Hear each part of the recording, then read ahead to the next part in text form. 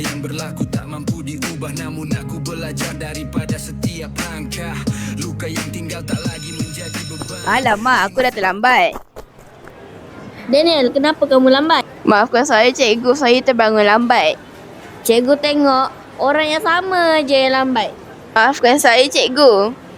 Pergi lari dekat padang 10 kali.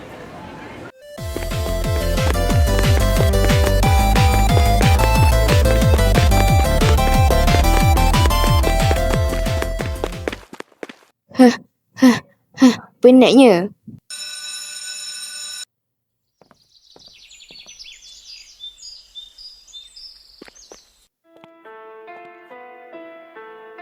Hai Zayan. Hai Daniel, buat apa kat sini? Daniel, kenapa awak buat begini? Sakit tau saya. Saya tak buat apa-apa lagi kat awak.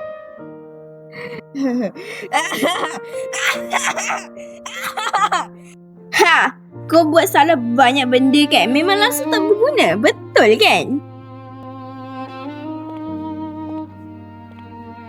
Naknya aku nak tidur lah.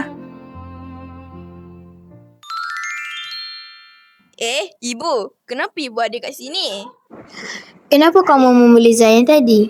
Anakku Daniel, kalau orang lain buat macam itu pada kamu, apa rasa di dalam hati kamu? Kamu faham apa yang ibu cakap? Ya, saya faham.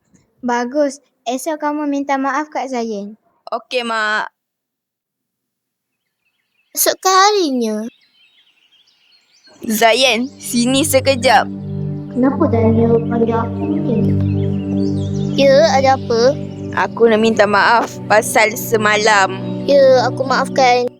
Tinggal tak lagi menjadi beban, kini sekadar sebahagian perjalanan. Malam yang panjang akhirnya berlalu, bayang semalam semakin menjauh.